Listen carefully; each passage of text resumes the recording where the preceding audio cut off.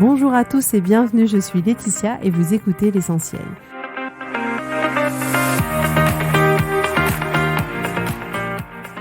L'Essentiel est le podcast de coaching où je partage avec vous les outils et les techniques pour vous permettre d'avancer et d'avoir la vie que vous voulez. Je souhaite vraiment que ce podcast vous inspire et surtout vous encourage à passer à l'action. Vous pourrez retrouver toutes les notes de l'épisode sur www.laetitiamonaca.com. Pour ne rien louper, abonnez-vous au podcast sur la plateforme d'écoute que vous utilisez pour être tenu informé des nouveaux épisodes.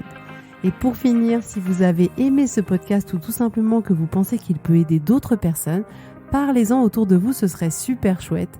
Et laissez-moi 5 étoiles et un petit mot sympa, ça m'aidera énormément à le faire découvrir et ça fait toujours plaisir. Voilà, je vous souhaite à tous une bonne écoute.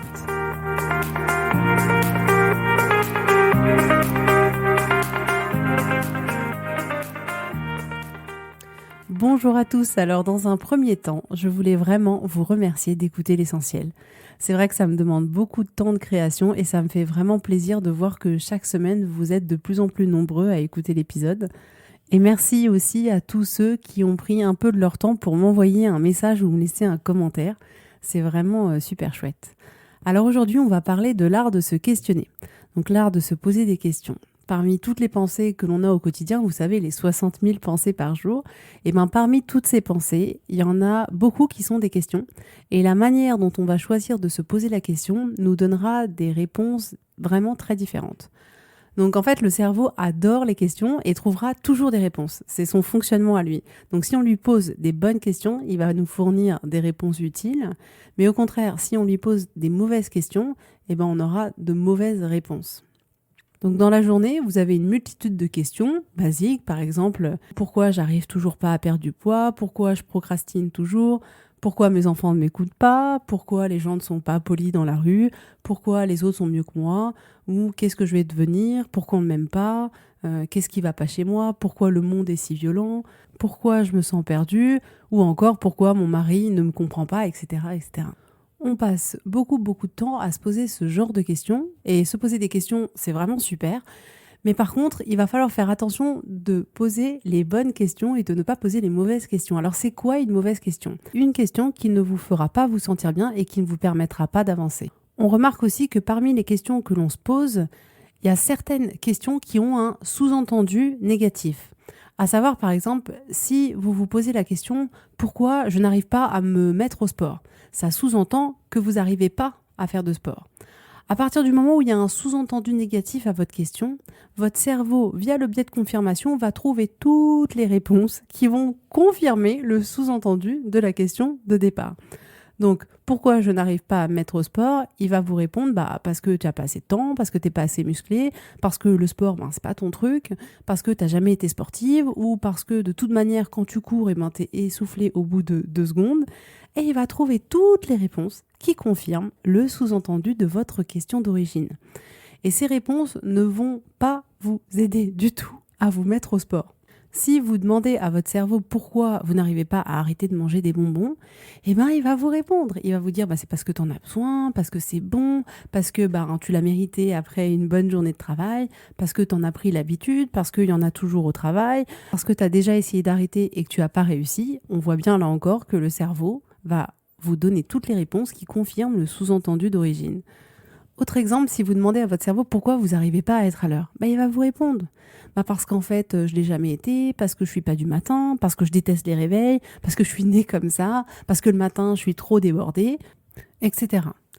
Si vous demandez aussi à votre cerveau pourquoi je n'arrive pas à arrêter de fumer, ce qui sous-entend que ce n'est pas possible pour vous, en tout cas en ce moment, d'arrêter de fumer, le cerveau va vous trouver toutes les réponses qui vont dans ce sens. Parce que vous êtes trop stressé, parce que votre patron vous en demande trop, parce que les autres fument et que du coup, ça vous donne envie, parce que vous êtes sociable, parce que vos parents fumaient, parce que vous fumez depuis 20 ans, parce que vous avez essayé plein de méthodes mais que ça ne marche pas pour vous. Et du coup, le cerveau a très bien fonctionné. Il a réussi à vous trouver un grand nombre de réponses qui confirment ce que sous-entendait votre question. Bien souvent, les questions qui commencent par « pourquoi » chercheront des réponses qui vous donnent raison et qui donnent raison au sous-entendu qui était contenu dans votre question. Alors, c'est quoi une bonne question ? Comment se poser une bonne question ? Déjà, les bonnes questions, elles peuvent être très puissantes. La question en elle-même est un outil formidable, mais qu'on utilise peu ou alors de manière pas très efficace. Une question bien posée peut vraiment être puissante parce que notre cerveau va travailler tout seul à nous trouver des solutions incroyables. Le cerveau est hyper logique, c'est-à-dire que si vous apportez des bonnes questions à votre cerveau, il va vous trouver de magnifiques réponses en retour. Et si par contre vous lui apportez des questions pas intéressantes pour vous, eh ben mécaniquement dans sa fonction, il vous trouvera des réponses qui vous serviront pas. En se posant les bonnes questions, on aura des bonnes réponses et ça va nous permettre d'orienter notre vie et de nous permettre d'avancer et de prendre la bonne direction. Donc, trouvez les questions qui vous permettent de trouver des solutions efficaces et utiles pour vous et pas de trouver des questions qui confirment les sous-entendus négatifs qui étaient contenus dedans. Donc, par exemple, au lieu de vous demander pourquoi vous n'arrivez pas à vous mettre au sport, demandez-vous comment je peux faire pour me mettre au sport. Au lieu de vous demander pourquoi j'arrête pas de manger du chocolat, demandez-vous comment je peux faire pour arrêter de manger du chocolat. Des bonnes questions, ça pourrait ressembler à comment puis-je faire pour perdre du poids ? Qu'est-ce que je peux tester pour que mes enfants écoutent ? Comment je peux faire pour atteindre mon but ? Ou encore, comment rendre ma journée constructive ? Comment organiser différemment mon travail pour faire tout ce que j'ai prévu ? Qu'est-ce que je peux mettre en place pour avoir la vie dont je rêve ? Comment je pourrais organiser mon temps ou demander de l'aide pour ne plus être sous l'eau ? Ou comment je peux faire pour rencontrer des hommes qui me plaisent ? Et posé comme ça, votre cerveau vous proposera de super réponses. Donc posez-vous les bonnes questions, c'est-à-dire des questions qui vous font vous sentir bien et qui vous apportent des possibilités qui vous permettent d'avancer. Se poser les bonnes questions permet d'emmener notre cerveau dans la bonne direction. La bonne question peut être comme un GPS pour nous et ça va nous permettre de trouver notre chemin. C'est génial parce que vous avez entre les mains un super pouvoir sur vous-même pour trouver vous-même les bonnes réponses à vos problématiques que vous pouvez rencontrer, aux questions que vous pouvez vous poser. Et ça dépend vraiment de la manière dont vous allez formuler les choses. Vous pouvez donc avoir des bonnes réponses en vous posant de bonnes questions. Et vu que la grande majorité de nos pensées et du coup de nos questions sont inconscientes, il va falloir faire le ménage de printemps dans votre tête. Et d'abord observer l'ensemble des questions que vous avez tout au long de la journée dans votre tête et vous demander est-ce que c'est des bonnes questions ou est-ce que je pourrais formuler ma question différemment pour que les réponses que j'obtienne soient plus utiles pour moi. Notez bien que les questions que vous vous posez sont un vrai choix, c'est-à-dire que vous pouvez choisir de vous poser une bonne question ou de choisir de vous poser une mauvaise question. Mais c'est un réel choix de votre part. Plus votre question sera de qualité, plus votre réponse sera de qualité. C'est à vous de décider ce sur quoi votre cerveau va travailler en posant les bonnes questions pour avoir de super réponses. Donc ça implique aussi que vous allez reprendre votre responsabilité une fois que votre cerveau vous aura donné des réponses constructives. Ce sera de votre responsabilité que d'agir pour arriver là où vous voulez aller. Petite précision très importante. Quand vous vous posez une question, une réponse revient souvent, elle est un peu dans le top 1 des réponses en permanence, et cette réponse est « je ne sais pas ». Alors, « je ne sais pas » sera invariablement la réponse de l'impuissance. « Je ne sais pas » n'est pas une réponse, c'est une réponse à éviter à tout prix.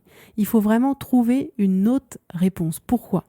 Parce que si vous dites « je ne sais pas », ça met un point final à la question. Et ça pousse pas du tout à vouloir se poser une autre question pour aller essayer de trouver une autre réponse.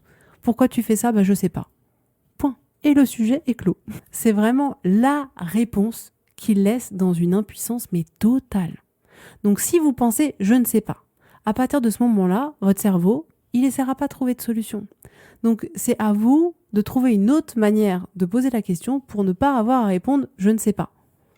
Donc, pour conclure, en améliorant la qualité de vos questions, vous l'avez compris, vous améliorerez la qualité de vos réponses. Face à une difficulté, un problème, une question, commencez par comment. C'est souvent des meilleures questions que de commencer par pourquoi.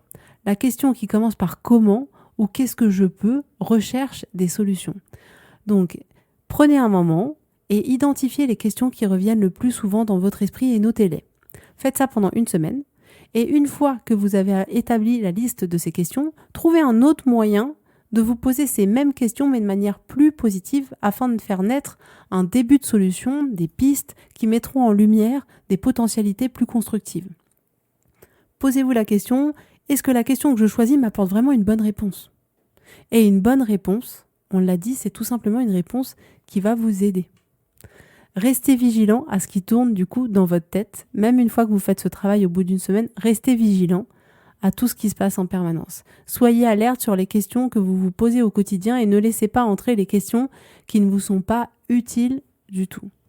Si vous avez des enfants, je vous invite vraiment à partager ça avec eux parce que c'est vraiment un beau cadeau que de les aider à, dès petits, apprendre à se poser les bonnes questions. Et ça leur servira vraiment pour toute la vie. Et encore plus là, quand ils sont petits, qu'ils sont à l'école et qu'il peut y avoir beaucoup de problématiques, au lieu de s'enfermer dans la problématique et d'arriver en disant « mais pourquoi je suis nulle, pourquoi j'y arrive pas ?» c'est « ok, comment tu peux faire pour y arriver ? Comment on peut faire pour que tu sois plus à l'aise en mathématiques ? Comment on peut faire pour qu'à l'école, telle chose se passe mieux, par exemple ?» Et du coup, ça leur apprend vraiment, petit à petit, à essayer de trouver des solutions en se posant des questions qui sont complètement différentes que celles qu'on a instinctivement l'habitude de se poser. Et c'est génial pour eux parce qu'ils vont complètement se sentir acteurs de leur vie, ils vont pouvoir participer et en termes de responsabilité et d'autonomie, petit à petit, ils vont arriver à résoudre tous leurs problèmes seuls en se posant les bonnes questions. Ce qui est plutôt super chouette. Donc voilà, c'est extrêmement simple et c'est vraiment un outil à partager à volonté avec toutes les personnes autour de vous. Partagez. Ça peut vraiment transformer votre vie, transformer la manière de voir les choses, d'arriver à trouver des solutions par vous-même. Donc sortez du mode pilote automatique de votre cerveau et exercez-le à se questionner différemment. Et petit à petit, de manière totalement naturelle, vous vous poserez plus que des bonnes questions. Et quand il y a une mauvaise question qui pointera le bout de son nez, parce qu'elles reviennent toujours parfois de temps en temps comme ça, vous saurez la détecter et rapidement vous la transformerez pour qu'elle vous soit utile. Voilà pour aujourd'hui. J'espère que ça vous permettra de devenir des champions du monde de la bonne question. Et en attendant la semaine prochaine, je vous souhaite à tous une belle journée et une bonne semaine.